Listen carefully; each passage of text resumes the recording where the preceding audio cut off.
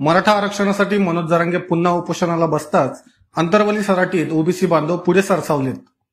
OBC आंदोलक मनोज सासने यांच्या नेतृत्वाखाली इतर 6 जणांनी आमरण उपोषण सुरू केले. दरम्यान ओबीसींचं आरक्षण अबाधित राहिलं पाहिजे अशी प्रमुख मागणी आंदोलकांकडून करण्यात येते. यापूर्वी तुम्ही वेगळ्या ठिकाणी उपोषण केले होते, या ठिकाणी येण्याचं पण प्रयत्न.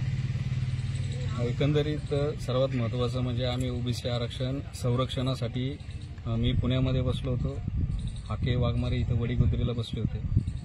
परंतु आम्हाला सरकारने आश्वासन दिलं होतं की हे सगळे सोयरे हा जो अधिनियम आहे याचं कायद्यात आम्ही रूपांतर करणार नाही, कारण की त्याला 8 ते 9 लाख हरकती आहेत. आम्हाला शाश्वती दिली होती. आमच्या आणखीन बऱ्याच मागण्या होत्या, ज्या जातीचे प्रमाणपत्राला आधार कार्ड लिंक करावं. परंतु आता मनोज जरांगे परत आता उपोषणाला बसलेले आणि त्यांनी सरकारला अल्टिमेटम दिलं आहे की आम्ही तुम्हाला पाडू, आम्ही तुम्हाला बघून घेऊ. आता इलेक्शन आल्यात आणि कुठंतरी सरकारची चलबिचल झालेली आम्हाला दिसते.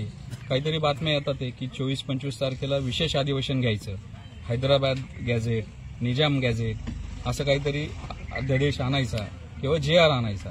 आमचं एकच म्हणणं आहे की आमचं ओबीसीचं आरक्षण अबाधित झालं पाहिजे आणि मनोज जरांगेंचं जे मागणी आहे की सरसकट ओबीसीमधनं, तर ते सरसकट ओबीसीमधनं म्हणजे त्यांचं म्हणणं असं आहे की जी बॅकडोर एंट्री आहे ही कुणबी दाखल्यांनी होती, ती 2004 पासून जी पुरावे होते तेव्हापासून चालू होती. पण आता त्यांचं असं म्हणणं आहे की सरसकट द्यावं, हा सगळे सोयरेसारखं द्यावं, कुठल्या तरी वेगळ्या राज्याच्या कुठल्या तरी गॅजेट आणावं आणि त्या गॅजेटनुसार सर्वांना द्यावं. याच्यामधून आमचं ओबीसीच्या आरक्षणाचं वाटोळं झालेलं आहे.